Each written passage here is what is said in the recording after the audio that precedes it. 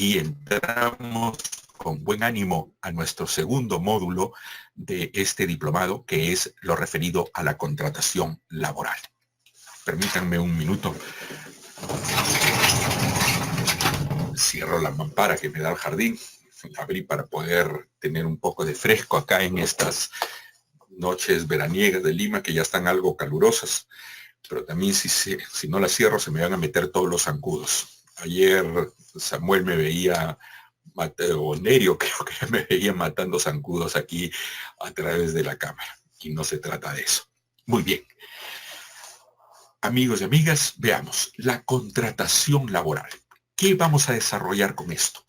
Vamos a darle los instrumentos para una mejor decisión, para la decisión más informada de qué tipo de contrato laboral usar. Ya creo que les decía el día de ayer que no hay una fórmula mágica para esto. Y vamos a romper mitos. También eso les decía. Vamos a poder...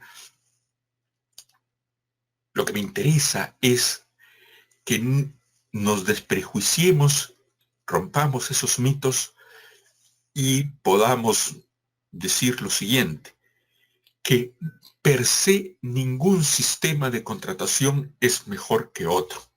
O porque funcionó para tal empresa o tal institución, va a funcionar para la mía o para la que estoy asesorando. O porque funcionó en el pasado para mi institución, tiene que funcionar ahora. Las formas de contratación laboral que nos ofrece la legislación laboral peruana, el modelo de legislación peruana que tenemos, es medianamente amplio. Hay quienes lo ven todavía muy rígido, hay quienes lo ven un poco más flexible. En todo caso, lo que me interesa es que conozcamos este sistema, digámosle por darle cierto crédito en principio, después nos haremos un mejor juicio con ustedes de cuál es el estado del modelo de contratación laboral, si es rígido, muy flexible o medianamente flexible. Partamos con que sea medianamente flexible. Este sistema nos da distintas posibilidades de contratar personal y la mejor forma de contratación laboral es la que obedece a los requerimientos de cada institución dependiendo del ámbito económico que se encuentra esta institución, cuál es el rubro o tipo de organización que tiene la institución, cuál es la dimensión económica de la empresa o la institución, cuál es la política laboral que busca la institución, y de acuerdo a ello podemos determinar la mejor forma de contratar al personal o asumir las distintas variantes que tiene, ¿no? Con esto no quiero decir que un solo tipo de contratación corresponde a cada empresa. Una empresa puede elegir distintas formas de contratación de acuerdo a lo que vamos a ver aquí. Y esta forma de contratación de personal, la elección, que tiene que ser razonada objetivamente, de acuerdo a los criterios que le menciono, que es el particular de cada institución, tiene injerencia en el aspecto laboral, en el aspecto organizativo y también en el aspecto tributario. Bien, recuerden mucho esto porque esto se concatena luego cuando veamos el sistema remunerativo que les vamos a proponer. Entender los distintos regímenes laborales en el Perú es un poco complejo, en la medida en que estos están determinados, en principio, si queremos abordar para tener cierto orden, partamos pensando de que hay dos grandes tipos de empleadores en el Perú: el empleador estatal y el empleador privado. Y el empleador estatal, comenzaré por él, que es el empleador Estado, es el principal y gran empleador en el Perú. No hay empresa que tenga más empleados o personal que el Estado. Y el Estado contrata a su personal bajo distintos regímenes. Los regímenes propios del ámbito público, que son en sí mismos varios, el de la carrera administrativa del Decreto Legislativo 276, el de la Ley del Servicio Civil, el Sistema de Contratación Administrativa de Servicios, CAS, el Sistema de Gerentes Públicos, el Sistema de Contratación Especial para gobiernos municipales y gobiernos regionales, etc. Y además, el Estado contrata personal también utilizando el régimen común de la actividad privada. El que utiliza cualquier empleador privado, el Estado, según qué tipo de entidad sea, contrata bajo el régimen común de la actividad privada. Por ejemplo, dentro de una misma institución a veces,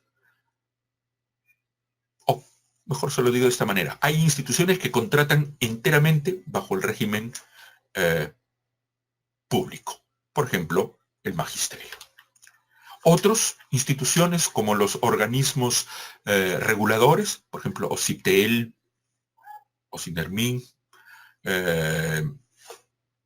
la SUNAFIL, todos estos contratan su personal bajo el régimen laboral de la actividad privada.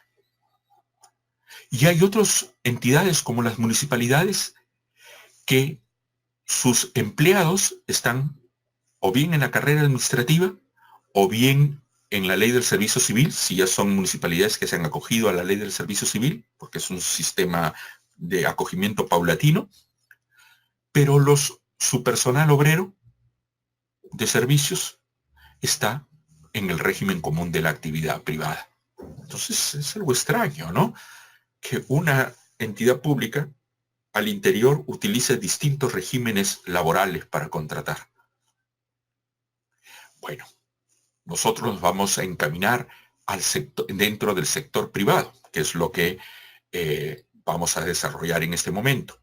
Entonces, el empleador del régimen privado utiliza en principio el régimen común de la actividad privada o puede acogerse, no siempre, según a qué área pertenezca o la segunda dimensión de la empresa, al régimen de la micro y pequeña empresa, al régimen especial de promoción del sector agrario y acuícola, el régimen especial de construcción civil, el régimen de trabajadores del hogar, el régimen de portuarios de estiva y desestiva portuaria, o sistemas de contratación laboral especiales, sean tanto del régimen general como de la micro pequeña empresa, sistemas de contratación como el de trabajadores extranjeros, de seguridad privada, a tiempo parcial, a domicilio, teletrabajo, que son los que vamos a desarrollar más adelante. Esto es una aproximación para ver, no solo entender que esto depende del tipo de contrato, que es lo que vamos a desarrollar hoy día, sino que también el régimen dentro del cual nos ubiquemos. Las formas de contratación laboral, y por si acaso no es que estén así en la norma, he tratado de darle cierta sistematización y orden y estructura para poder exponer con mejor orden y claridad a ustedes el tema. Podemos decir que la contratación laboral puede variar. De acuerdo a la duración del contrato, tendremos contratos a tiempo indeterminado o contratos a tiempo determinado, es decir, contratos de personal permanente o contratos para personal temporal o modal.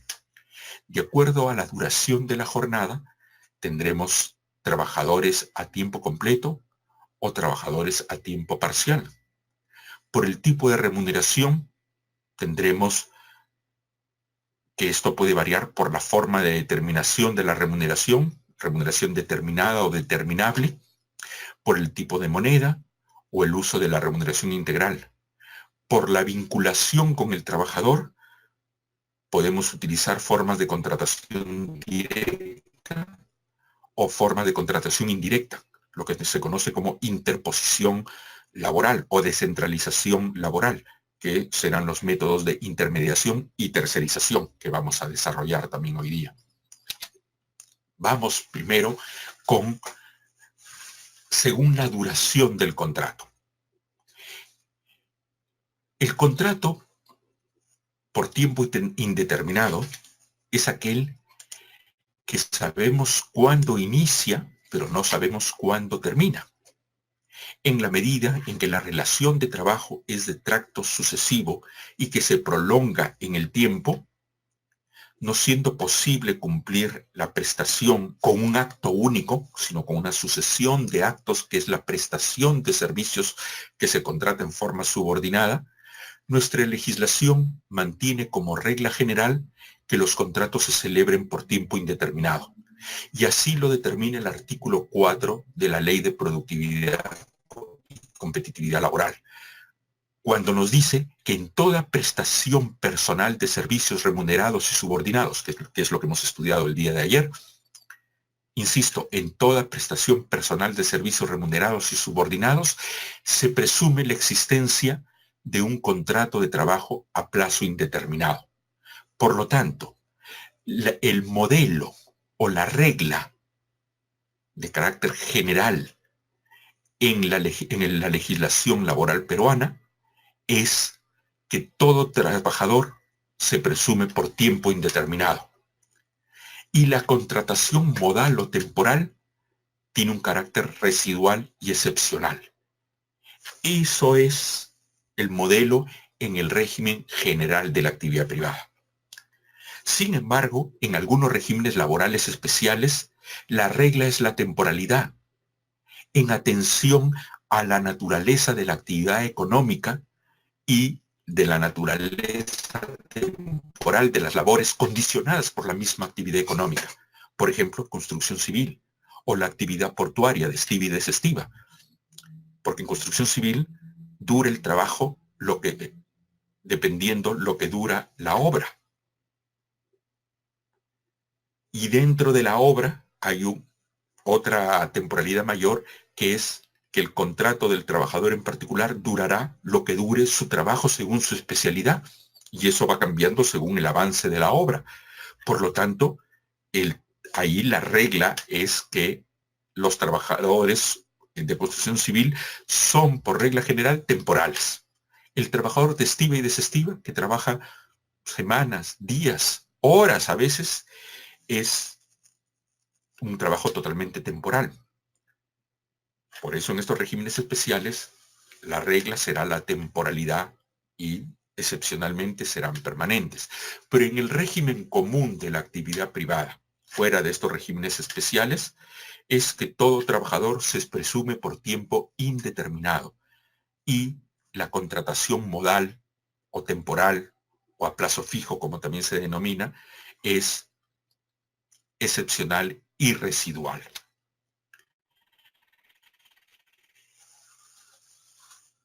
El contrato a tiempo determinado, que es este de carácter excepcional, que son los contratos sujetos a modalidad o a plazo fijo o temporales, según como los llamemos, esos son los vocablos o las denominaciones que comúnmente se le dan a este tipo de contratos.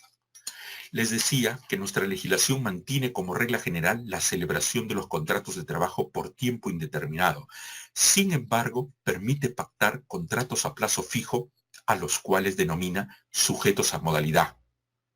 Estos contratos pueden celebrarse cuando así lo requieran las necesidades de mercado, o la mayor producción de la empresa, o cuando lo exija la naturaleza temporal o accidental del servicio. Y algunos que por la propia naturaleza del servicio serán intermitentes o de temporada.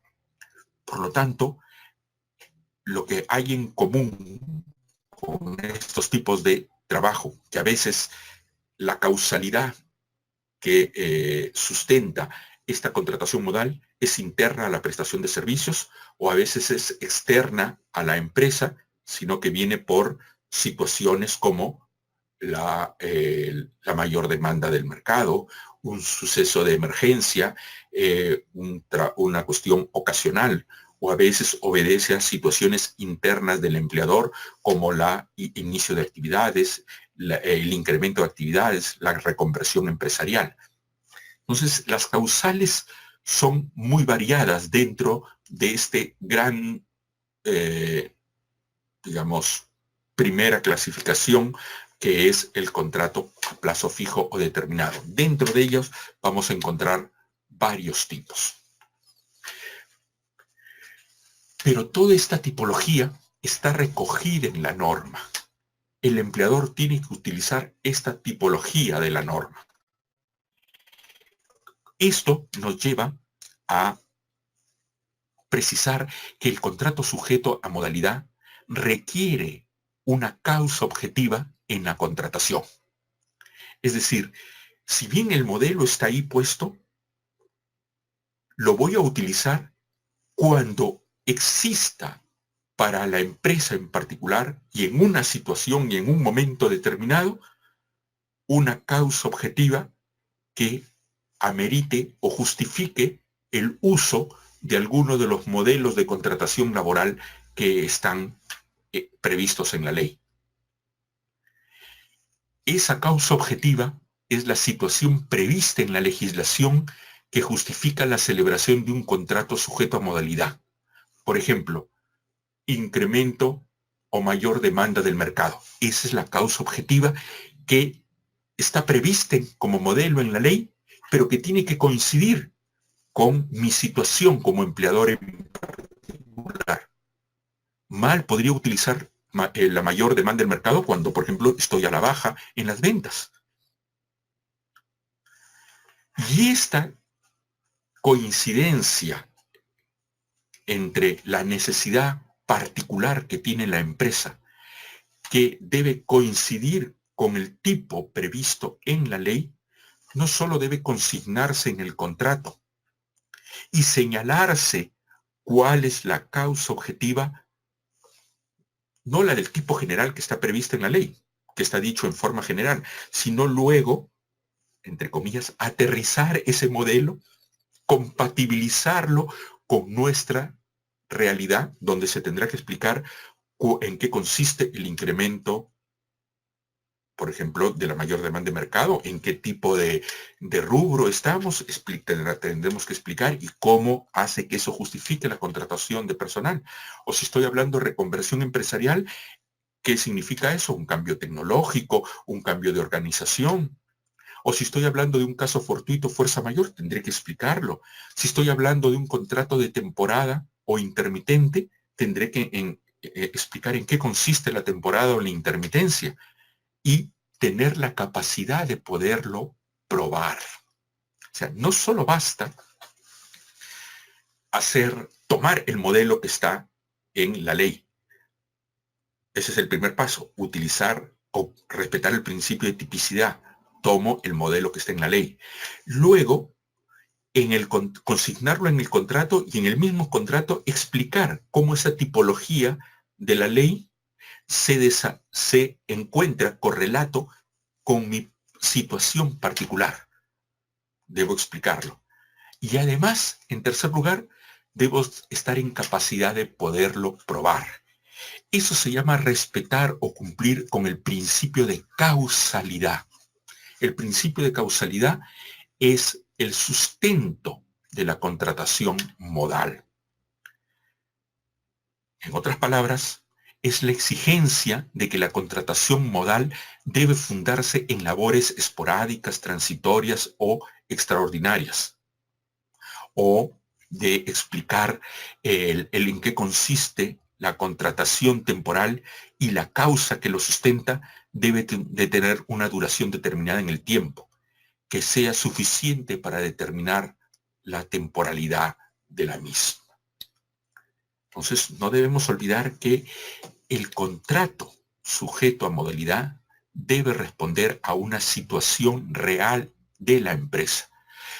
Cuando nos preguntamos, ¿qué es mejor, un contrato por sujeto a modalidad por servicio específico o por de mayor demanda del mercado? Mal hecha la pregunta, porque no es que sea uno mejor que otro. Cuando me dicen, ¿cuál me recomienda? Yo les respondo, ¿cuál es el que usted necesita?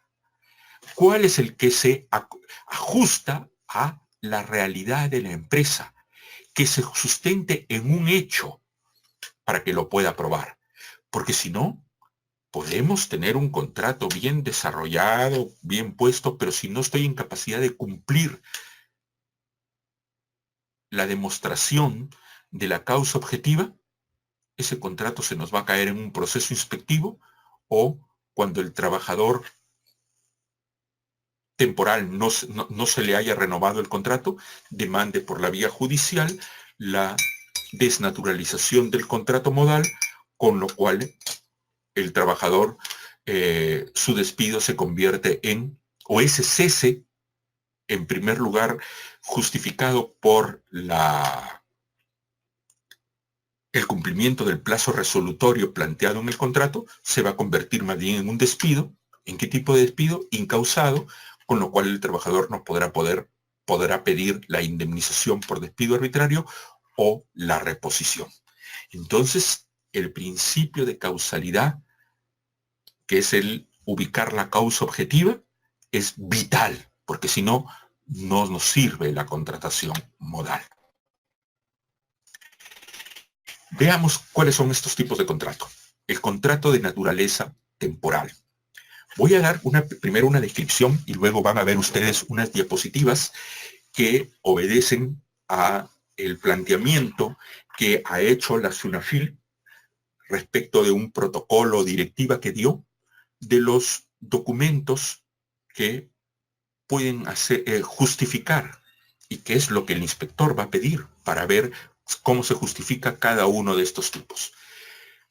La primera división de la contratación modal es los contratos de naturaleza temporal. Aquí tenemos los contratos por inicio de nueva actividad. Se entiende por inicio de nueva actividad el inicio de la actividad productiva, es decir, de la empresa nueva que recién comienza.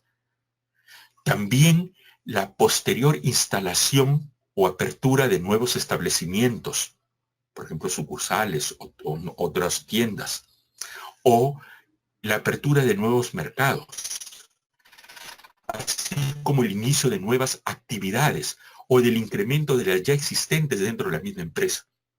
Si era una empresa textil que me dedicaba simplemente a hacer telas, bueno, ahora voy a hacer prendas. Entonces estoy incrementando la actividad. Primero era empresa textil para la elaboración de tejidos.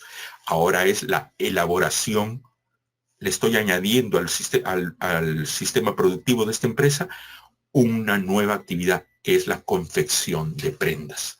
Entonces, esto se justificaría la contratación de nuevo personal, porque con el personal permanente o de planta no puedo satisfacer esta nueva actividad. Luego tenemos las necesidades de mercado, que es para atender los incrementos coyunturales de la producción, originados por variaciones sustanciales. No es cualquier variación, sino una variación sustancial de la demanda del mercado, tanto de nuestros productos o servicios, según qué tipo de empresa seamos.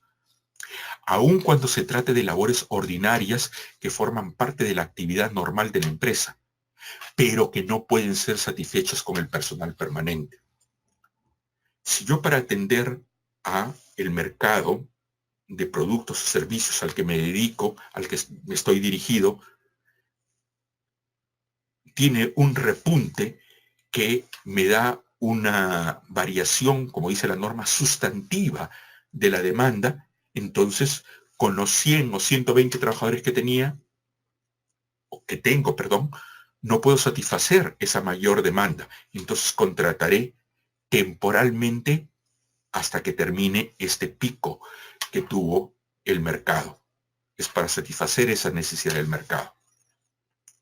Luego tenemos la reconversión empresarial. Es la contratación de personal cuando se dan casos de sustitución, ampliación o modificación de las actividades que desarrolla la empresa.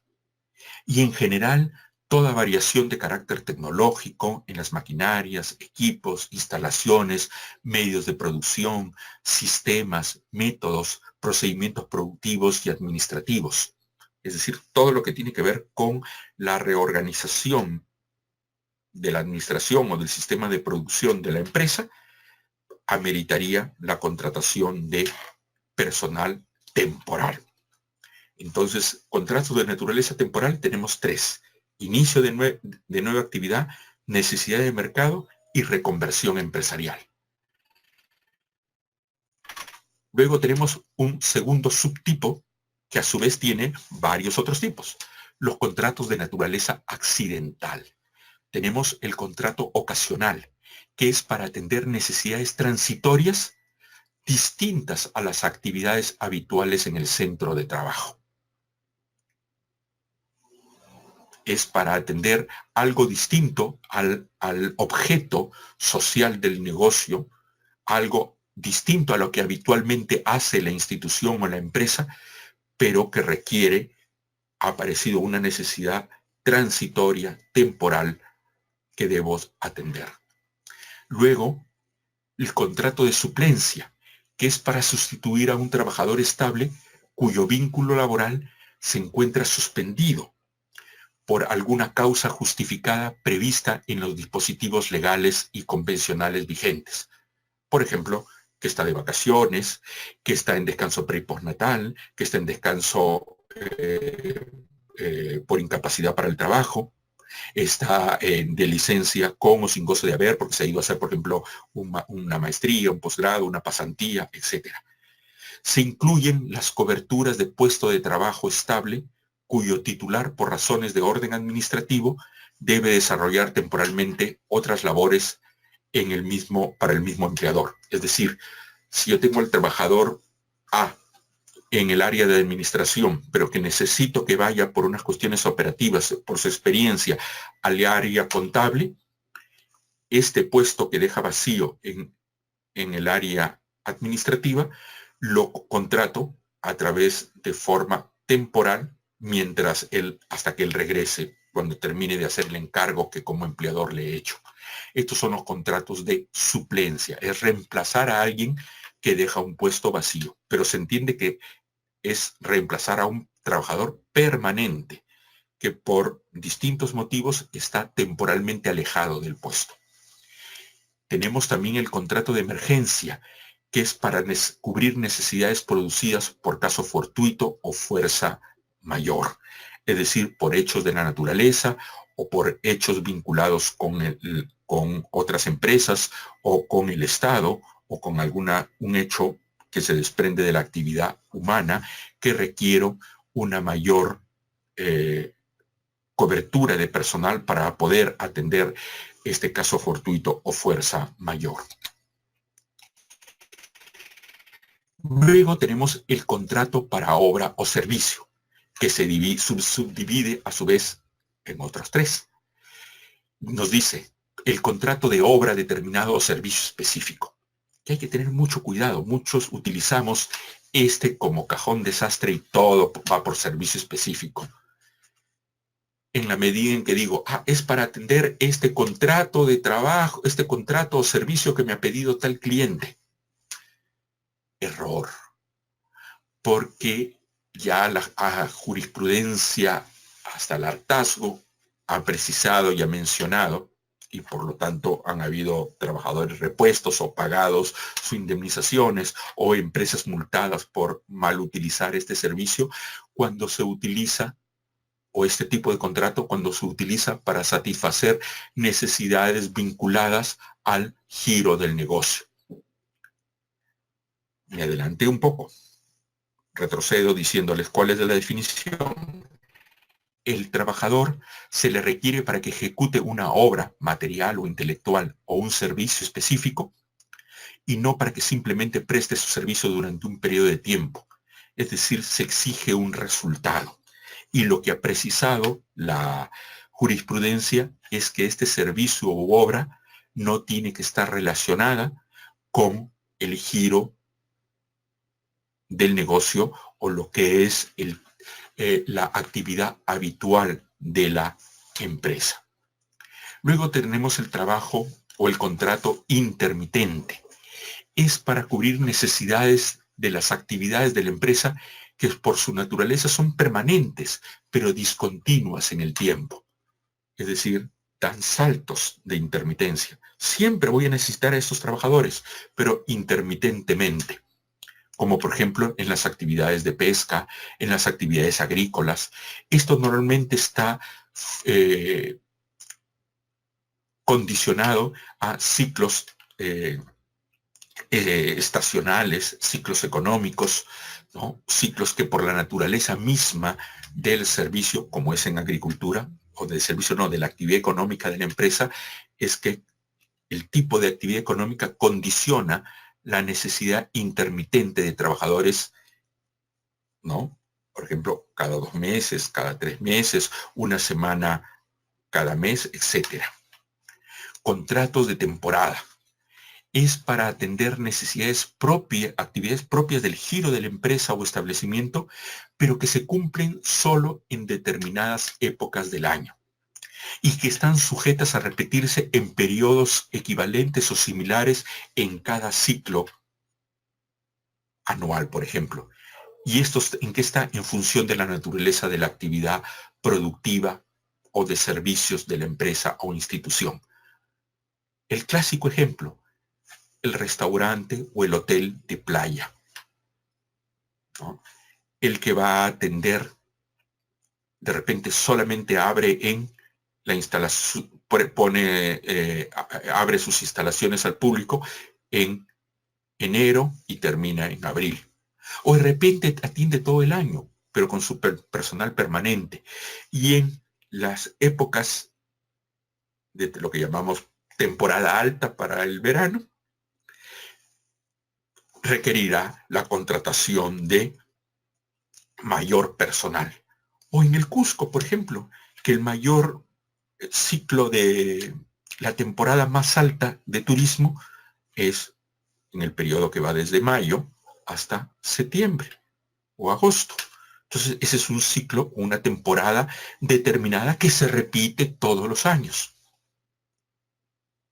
Y entonces tenemos ciclos o temporadas determinadas. Entonces contrato al personal para que atienda solamente durante esa temporada o refuerce al personal permanente que tengo para poder atender a esta temporada o ciclo determinado.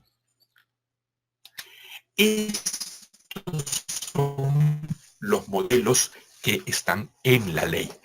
¿Cuál es mejor? Ni uno ni otro. El mejor es el que satisface la necesidad de la empresa. Según la empresa necesite el personal en la medida en que se pueda ajustar al modelo de la ley. Muchos dirán, es un modelo todavía muy rígido. Bueno, dicen que se va a flexibilizar más con la aparente o pretendida reforma que se está anunciando, que se anuncia y no llega. Disculpen. En todo caso, en este momento son los contratos que tenemos y tienen una duración determinada. Por inicio de actividad, 3 años. Por necesidad de mercados, 5 años. Por reconversión empresarial, un máximo de 2 años. Ocasional, 6 meses al año. De suplencia, la que resulte necesaria según la circunstancia de cada trabajador permanente que necesita ser reemplazado. De emergencia, lo que dure la emergencia. Para hora determinada o servicio específico, la ley no había establecido ningún tope, pero la jurisprudencia le ha puesto un tope de 8 años. Intermitente no tiene plazo de duración máximo. De temporada tampoco tiene un plazo de duración máximo. Es decir, si contrato 4 meses para atender el restaurante o el hotel de playa al mismo personal 4 meses durante 20 años, eso no lo va a volver permanente. Lo que me da al empleador es la obligación de darle la preferencia de contratación al personal que ya ha estado en la intermitencia o en la temporada anterior. En todo caso, la ley establece un plazo máximo de 5 años para el uso diversificado de los modelos, de estos modelos de contratación temporal, pero este plazo máximo se aplica, obviamente, a los contratos que tienen años específicos, como incremento de actividad, como reconversión empresarial, como ocasional, porque los otros que no tienen un plazo determinado, como suplencia, como intermitente, como de temporada, no se le aplica en ese caso el plazo máximo de 5 años. Aquí, estas son las diapositivas que les decía, que las dejo para su lectura, donde van a encontrar resumida, bueno, primero el tipo de contrato, la definición que acabamos de ver, la duración que le hemos visto en este y las particularidades, que es un poco la explicación que yo les he venido dando a cada una de ellas. Pero lo interesante en la parte de documentación, eso no es aporte mío. El aporte mío es la primera parte, las primeras cuatro partes. Debo dar el crédito a la SUNAFIL, que en una directiva que se llamó los protocolos de fiscalización de los contratos modales, les recordaba a sus inspectores cuál debería ser la documentación que deben pedir para acreditar el respeto del principio de causalidad. Es decir, cuál es la causa objetiva, cómo la puede probar. El empleador, por ejemplo, la SUNAFIL le dice, inspector, en el caso de contrato por necesidad de mercado, pide qué tipo de documentación.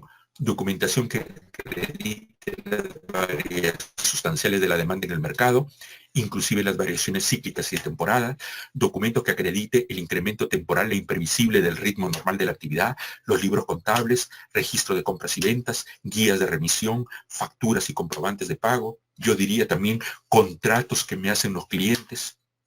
Entonces, si demuestro con los libros contables o las guías de remisión del año pasado respecto de las que tengo ahora, puedo demostrar que he tenido ese incremento sustancial de la demanda, que esa es la causa objetiva que debo respetar. Y por lo tanto, voy a pasar la prueba de que el contrato esté bien hecho y no se haya desnaturalizado, ¿no? Entonces, así, respecto de cada uno de los tipos que acabamos de analizar, les he hecho este cuadro donde tenemos, insisto, tipo de contrato, definición, duración, particularidades, que es lo que hemos explicado, más la documentación, que es la documentación que exigiría la SUNAFIL o que le exigiría un juez para demostrar que el contrato no está desnaturalizado, es decir, que se está cumpliendo con la causa objetiva de la contratación temporal. Aquí lo tenemos para reconversión empresarial. En este caso, por ejemplo, miren, me piden la inscripción de la constitución de la empresa y escritura pública para ver si es que ha habido una reorganización o un incremento de las actividades que se describen en el objeto social. La licencia de funcionamiento municipal, porque si voy a hacer otra actividad o una actividad adicional, tengo que cambiar el tipo de licencia. ¿Ah? Esto para el contrato ocasional, para el contrato de suplencia, para el contrato de emergencia, para el contrato de obra o servicio específico,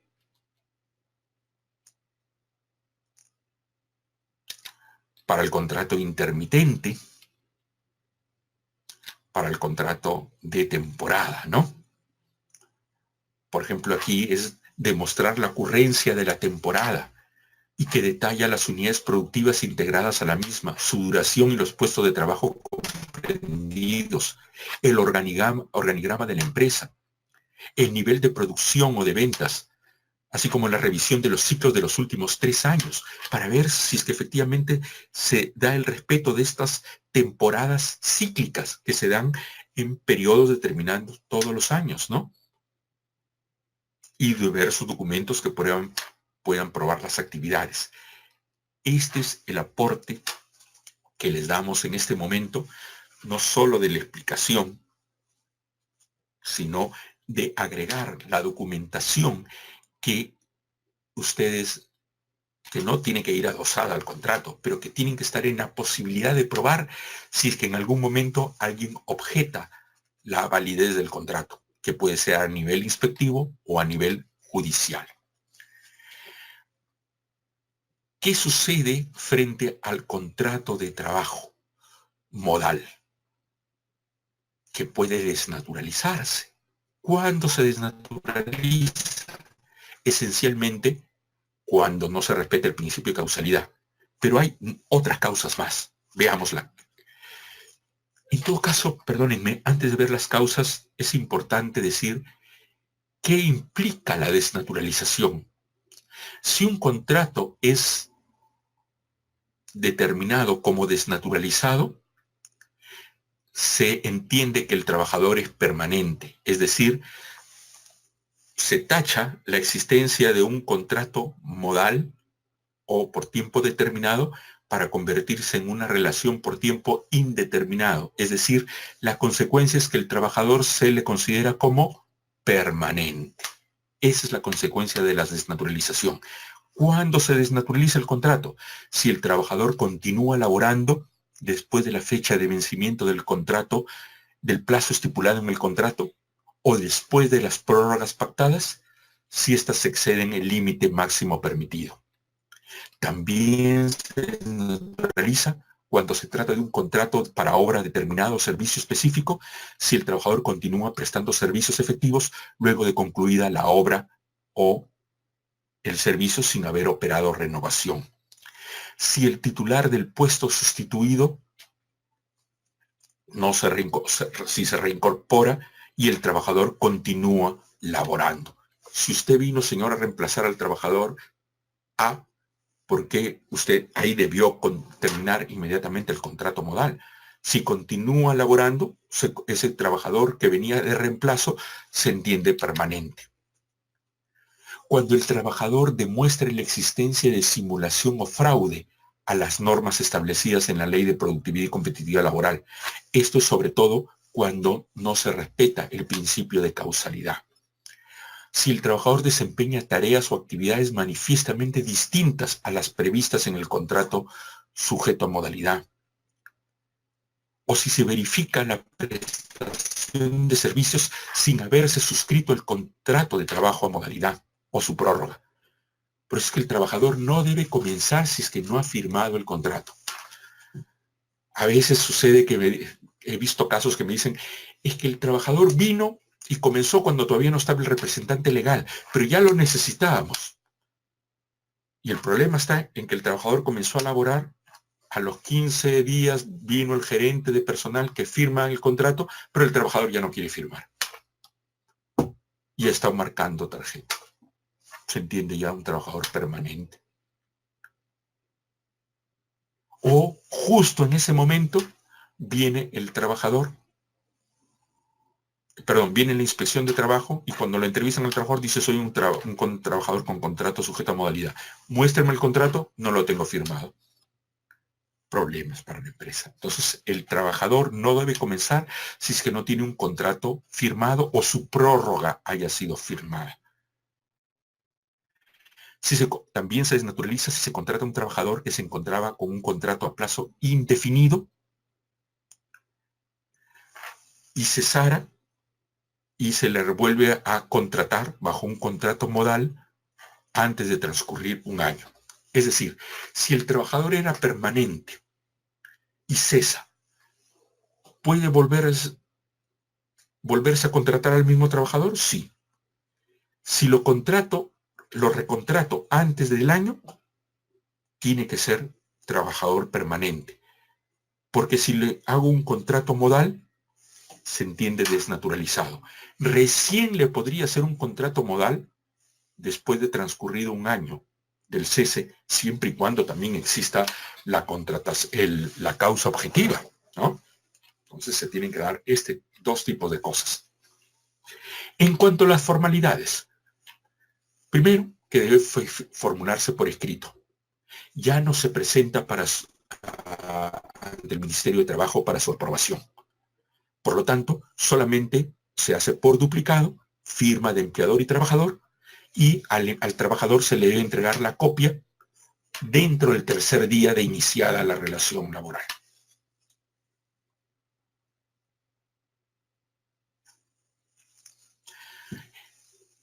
Para la renovación se entiende también la misma formalidad. por escrito y ya no se presenta al Ministerio de Trabajo. ¿Cuándo es la oportunidad de firmar el contrato? El contrato inicial debe firmarse antes o al inicio de la prestación de servicios, no después, porque si no vienen problemas. El trabajador no quiere firmar, o a veces que se le hace firmar después de 9 meses, después de un año, y le ponen, pongan el contrato que era por vigencia de 2 años, cuando ha pasado un año y medio. Ahí el trabajador fácilmente puede probar el fraude. ¿Por qué? Porque ante un peritaje grafotécnico se demuestra que la tinta de la firma no ha podido ser puesta hace 2 años, sino, por ejemplo, el perito va a decir, no exactamente el día, ¿no? Pero le dirá, no tiene 2 años, tiene una antigüedad entre una semana y un mes, por ejemplo. Disculpen. Entonces, el consejo es firmar con anterioridad. El hecho de que si firme con anterioridad no quiere decir que tiene que comenzar ese mismo día. Puedo firmarlo hoy día, 26 de enero, para que el trabajador comience el 1 de febrero. No hay ningún problema. Se pone eso en el contrato. Lo que no puede hacerse es firmar después. Ahora veamos tipos de contrato en función de la duración de la jornada de trabajo. Bien. Primero hemos visto tipos de contrato en función de la duración del contrato. Aquí no vamos a ver la duración del contrato, sino la jornada de servicios del trabajador. Entendida la jornada como la duración de la prestación del servicio. No confundamos con el horario. Esto lo vamos a ver mucho después con el doctor Tino Vargas en forma amplia, pero en este momento nos va a servir saber esto. Jornada es duración del contrato, horario es la ubicación de la jornada en el día, es decir, el inicio y final de la jornada. Por lo tanto, la jornada es la duración. Y en función de esa duración de la jornada, el contrato puede ser a tiempo completo o a tiempo parcial. Muy bien. Veamos cuándo es a trabajador a tiempo parcial. Se considera trabajo a tiempo parcial no aquel que labora menos de 8 horas, por ejemplo 7, 6, no. Contrato a tiempo parcial es aquel trabajador que labora menos de 4 horas diarias o en promedio semanal menos de 4 horas diarias. ¿Cómo se obtiene el promedio? Dividiendo el total de horas del trabajador y dividiéndolo entre el número de días que trabaja el trabajador, no, dividiéndolo entre el número de días que comúnmente se labora en la empresa. Por ejemplo, si yo tengo un trabajador que labora 6 horas, 3 días a la semana, y la empresa labora de lunes a viernes, es decir, 5 días. Entonces multiplico 6 por 3, 18. 18 entre 5 da menos de 4, por lo tanto es trabajador a tiempo parcial. Y si la empresa labora 6 días a la semana, con más razón, porque 18 entre 6 va a ser menos de 4 todavía. De repente tengo un trabajador que labora 7 días, 3 veces a la semana. 7 por 3, 21. ¿Entre cuánto divido? Si la empresa labora 5 días a la semana, divido entre 5 da más de 4, no sería trabajador a tiempo parcial. Si la empresa labora 6 días a la semana, divido 21 entre 6, me da menos de 4. Sí sería trabajar a tiempo parcial. ¿Ve? Entonces hay que tener muy en cuenta cómo se obtiene y determina el hecho de ser trabajador a tiempo parcial. Pero grábense esto. No es trabajador a tiempo parcial aquel que labora menos de 8 necesariamente. Podríamos intercalar un concepto entre tiempo completo y tiempo parcial como jornada disminuida, que es la menor al tiempo máximo legal, es decir, de 8 horas diarias o 48 semanal, pero mayor al tiempo parcial. Por ejemplo, si alguien labora 7 horas los 6 días a la semana, será 7 por 6, 42. Es un trabajador legalmente a tiempo completo, pero con una jornada inferior a la máxima legal. Para efectos legales, este trabajador que podríamos llamar a jornada disminuida tiene el mismo tratamiento que el trabajador a tiempo completo, en la medida en que la diferencia legal viene cuando el trabajador labora menos de 4 horas diarias o en promedio semanal resulte menos de 4 horas diarias, no 4, porque el trabajador que labora exactamente 4 horas diarias o en promedio semanal 4 horas diarias es trabajador considerado a tiempo completo. Este tipo de contrato debe formularse por escrito, ¿no? Debe formularse por escrito. ¿Hay algún límite para tener trabajadores a tiempo parcial? Ninguno. Podrían ser todos mis trabajadores a tiempo parcial. Me olvidaba también de decirles respecto del contrato a plazo determinado o sujeto a modalidad. ¿Hay límite porcentual? No, no la hay. Lo digo esto por si acaso porque en la antigua, muy antigua ley anterior al año 91 de estabilidad laboral, sí había un límite que, si no me equivoco, era el 20% de los trabajadores no podían sobrepasar contrato a modalidad. Acá no hay límite porcentual. ¿Cuál es el límite para la contratación modal? La causa objetiva. Entonces no es un límite porcentual, sino un límite cualitativo, en la medida en que exista la causa objetiva, que está predeterminada en la ley y que tiene como correlato hechos en la empresa que puedo probar mediante los documentos que hemos detallado en las diapositivas. Entonces, respecto del contrato sujeto a modalidad, no hay límite porcentual, como tampoco hay límite porcentual en el trabajador a tiempo parcial. Todos mis trabajadores pueden ser a tiempo parcial, según cómo me organizo. Eso depende de cada empresa.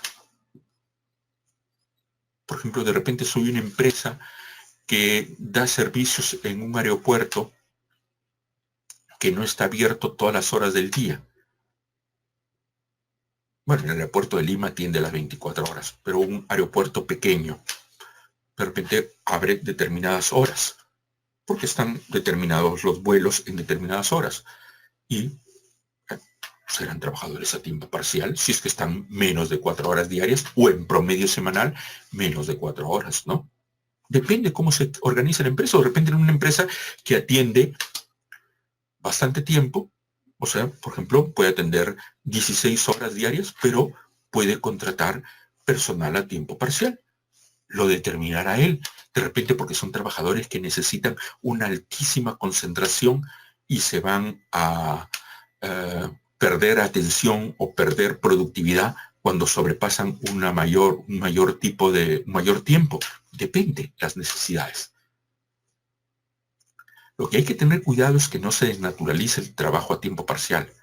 Si bien la ley no plantea una desnaturalización, salvo pues que esté trabajando más de 4 horas diarias, ahí sí no es que sea una desnaturalización, sino que está incumpliendo con el concepto de trabajador a tiempo parcial, del supuesto para el cual debería usar, que es menos de 4 horas diarias. Pero yo les planteo lo siguiente, y lo vi en un caso particular de un hotel en Cajamarca, que asesoré sin éxito porque no me hicieron caso, pero después tuvo problemas. Les comento, era un hotel que contrataba al personal a tiempo parcial, porque les dije que el trabajador a tiempo parcial, como veremos a continuación, resulta, entre comillas, más barato porque no tiene derecho a CTS. Ah, Entonces dijeron, tomémoslo a tiempo parcial. Le digo, ¿pero cuánto tiempo va a laborar? Ah, no, su jornada de cuartelero, pues los cuarteleros laboran 7 horas, 8 horas. Le digo, pero esto es para menos de 4 horas diarias. No, el resto se lo ponemos como horas extras. Entonces, ahí viene la pregunta. ¿Un trabajador a tiempo parcial puede hacer horas extras? La ley no lo prohíbe. Pero si estas horas, este trabajo en sobretiempo o trabajo extraordinario, viene a ser regular, como sucedió en este caso, mi opinión fue que se desnaturalizaba el contrato. Me dijeron, pero eso no está puesto en la ley.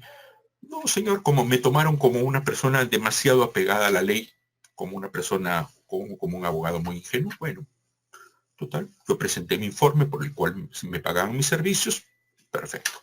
Después me llaman para ver el caso de demanda del trabajador que al ser cesado, porque sale más barato el trabajador a tiempo parcial, y ya me estoy adelantando, porque no tiene protección contra el despido arbitrario. Lo cesaron a un trabajador. Le había laborado como 3 años, 4 años. Y como no tiene protección contra el despido arbitrario, según la norma, el trabajador a tiempo parcial, él presentó ante el juez demostrando de que todos los días laboraba horas extras. Y el juez le dijo lo que yo había mencionado en el informe, diciendo que era claramente un contrato a tiempo parcial desnaturalizado, que si bien la ley no prohibía el hecho de que haga horas extras, en este caso se veía abiertamente el fraude a la norma, porque las normas se deben cumplir con buena fe. Y eso es un principio que está en el Código Civil, que en la ejecución del contrato de trabajo las partes deben conducirse con buena fe. ¿Y qué implica la buena fe? El comportamiento honesto de las partes. Bueno, en esto era obvio, o era obvia la mala fe en la contratación. Entonces ordenaron el pago de la indemnización por despido arbitrario. Y de ahí en cascada le fueron cayendo los casos, porque habían sido varios los trabajadores que habían despedido. Y el mismo empleador, por los 2 primeros casos me contrataron. Luego, como perdían los casos, decían que lo perdían un poco por mi culpa. Pero yo les dije desde el principio que el caso tenía una perspectiva muy negativa. Obviamente el abogado, cuando es contratado, debe hacer lo mejor por la parte que lo contrate. Traté de plantear de alguna manera el hecho de que no estaba planteado en la ley, etcétera, y que no era una desnaturalización, pero el juez falló y se fue hasta la Corte Superior, etcétera. Y a mí me quedó como no solo experiencia de cómo interpretar las normas, que felizmente no me había equivocado, sino como ejemplo para ponerles a ustedes de lo que puede ser una desnaturalización del trabajo a tiempo parcial. Hechos y beneficios tiene el trabajo de tiempo parcial. En principio, todos, todos, es más fácil decirlo así, todos, salvo aquellos que exigen 4 horas de labor diaria. Por ejemplo, así podremos decir que tienen derecho a gratificaciones, porque la gratificación no pide un mínimo de horas. Participación en utilidades tampoco. Asignación familiar tampoco. Seguridad social en salud. Previsión social, pensiones tampoco. Seguro de vida ley tampoco. ¿Qué beneficios exigen 4 horas? La CTS. Por lo tanto, no tiene derecho a CTS. La protección contra el despido arbitrario exige que el trabajador tenga por lo menos 4 horas de labor. Por lo tanto, no tienen protección contra el despido arbitrario. Y decir eso quiere decir que el trabajador puede ser despedido en cualquier momento. Bien. Y respecto de vacaciones, por muchísimo tiempo opinábamos, tanto yo como el Ministerio de Trabajo, que en virtud de lo establecido en el Decreto Legislativo 713 y su reglamento, el Decreto Supremo 01292-TR, donde se estipula que para tener derecho a las vacaciones hay que tener un año de labor y dentro del año de labor cumplir con un récord, el récord vacacional. Y este récord vacacional es la acumulación de jornadas de trabajo de días con una jornada no menor a 4 horas. Por lo tanto, el trabajador a tiempo parcial tenía récord cero porque no llegaba a tener ningún día, pues. De esa manera, por mucho tiempo dijimos, incluyéndome, que el trabajador a tiempo parcial no tenía derecho a vacaciones. Pero nos olvidamos de que el Perú había suscrito, no recientemente, de la década de 1960, el convenio número 52 sobre vacaciones remuneradas. Convenio que venía del año 36, pero que el Perú recién lo ratificó en el 60, recién lo adoptó en el 60. Y al adoptarlo, como hemos dicho en la clase de ayer, los tratados se incorporan como parte de la legislación. ¿Y se incorporan con qué rango? Legal. Y si es referido a derechos humanos, rango constitucional. ¿Y quién era el que impedía que el trabajador a tiempo parcial tuviera acceso a las vacaciones? Un reglamento, un decreto supremo, el decreto supremo 012-92. Obviamente se aplicaba el convenio.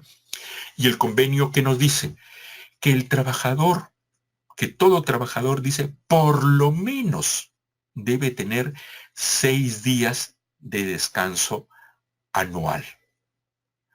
En ese caso, ya que no cumplía con los requisitos de la legislación nacional para acceder a las vacaciones completas de 30 años o a las vacaciones de 15 días si fuera el régimen de microempresa, entonces, trabajador a tiempo parcial, 6 días de vacaciones al año. Entonces, si a usted le preguntan, ¿trabajador a tiempo parcial tiene derecho a vacaciones? Sí, 6 días. Pero en la ley peruana no lo dice. Sí, porque también es parte de la legislación peruana el convenio número 52 que ha sido ratificado por el Perú. Me refiero a un convenio OIT ratificado por el Perú.